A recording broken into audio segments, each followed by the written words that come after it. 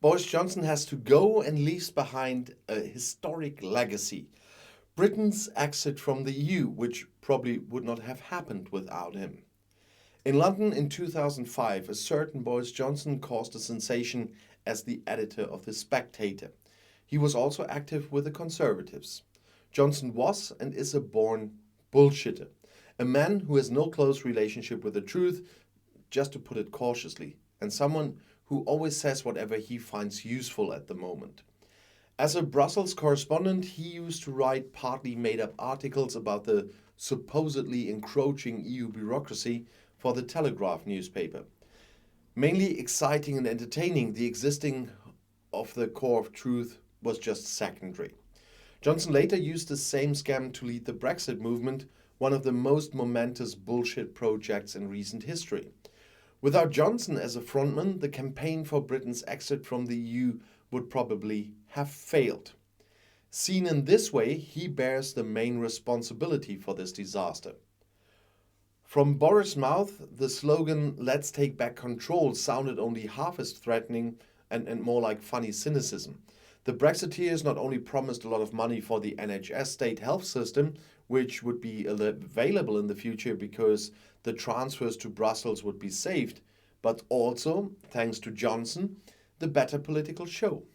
All the boring experts and doubters who warned against leaving the EU by presenting the impending loss of prosperity in complicated model calculations, well, they looked even paler. People in this country have had enough of experts, said Michael Gove, at that time one of Johnson's allies, shortly before the referendum in the summer 2016.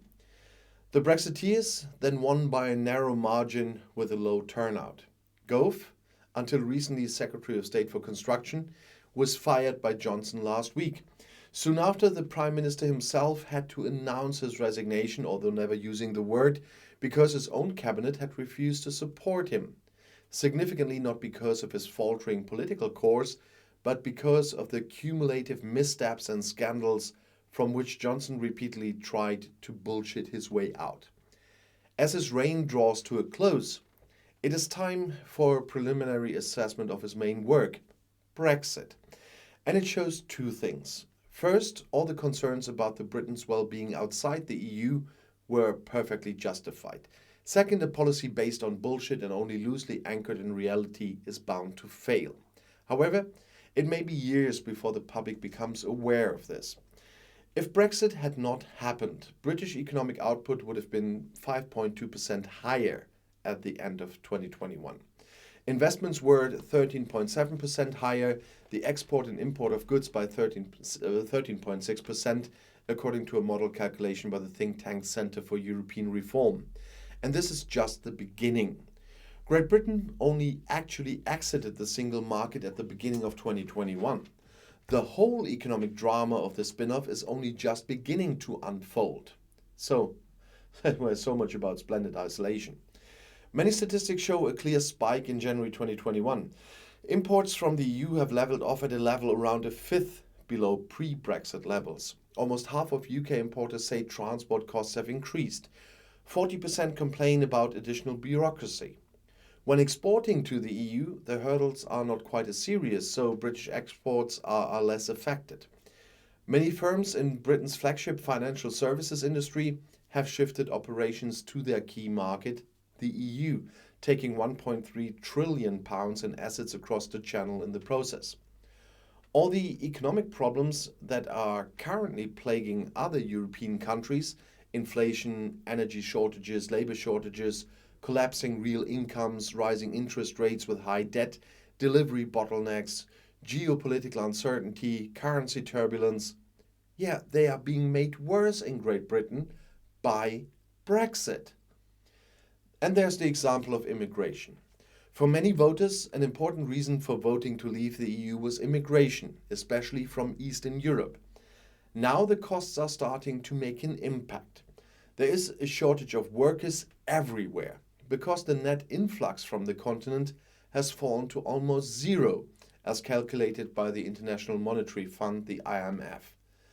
The latest economic report from the OECD, the Organization of Market Democracies, shows a national debt approaching Italian levels, but without institutional embedding in the EU and the euro, the largest single market and the second largest currency in the world, which offer a little bit of security. Britain's public debt now stands at 140% of gross domestic product or GDP. Not only the public sector, but the economy as a whole lives on credit. The foreign trade deficit is currently around 7%. A solidly growing economy based on stable institutions can afford such numbers for a while. The British Island economy, however, not only appears economically but also institutionally ailing. Johnson's disregard for the UK's constitution and institutions has severely damaged Britain's credibility. This will affect the country's standing as a debtor. Because the state urgently needs money, especially to better equip the overstretched National Health Service, which is groaning from the aging of society, taxes will have to continue to rise now. It is exactly the opposite of what Johnson and the Brexiteers once promised. Instead of putting saved EU contributions into the health system, an economy that has shrunk as a result of Brexit will generate less tax revenue, as the CER study points out. The tax rates have to rise accordingly if you don't want to radically cut back on the public sector. The next Prime Minister will be faced with a host of tough decisions that Johnson has avoided whenever possible. Britain has become poorer and more insecure. Internal tensions could leave behind a disunited kingdom with an independent Scotland and a reunited Ireland. Instead of being rebranded as Global Britain, another Johnson slogan, the country now finds itself thrown into the grim reality of the 21st century, a world where the power play of the great powers makes the rules. The UK is far too small to be a major player in this situation. Within the EU, on the other hand, the British could have gained significantly more influence, especially in the conflict with Russia. And the EU could have used the help from London because we too are ill-equipped for this new world disorder. But a return to the EU is not in sight. Not even the opposition Labour Party wants to reverse Brexit, and I personally wouldn't want that to see. And all of this is tragic and is completely unnecessary. Democracies are founded on reason. Voters should make rational choices for themselves and for society. They should hold governments, parties, and institutions accountable. Democracy is based on facts. When the facts change, citizens have the opportunity to make new decisions. New issues and new problems create new majorities. This is precisely why democracy is such an enormously successful system of rule. It can react flexibly to change conditions and new information, so that undesirable developments can be corrected pragmatically. The durability of democratic systems of government is remarkable, and Britain has long been considered a role model in this regard, but that is over. Then they followed Boris Johnson into Brexit, eventually elected as him Prime Minister, and got what was to be expected. Just bullshit. But the truth is not irrelevant. A policy that's not founding on solid evidence is bound to cause serious damage.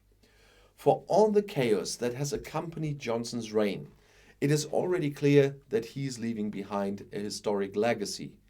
He will go down in history as a great Prime Minister, the man who led Britain out of the EU, the master of disaster. And we will see a lot of disaster even after he finally left. Number 10, well, I don't know if they have to get him out there kicking and screaming. But we will see in the autumn probably. And but what he's leaving behind is damaging many of us for a long time. And I'll see you in my next video. Bis gleich.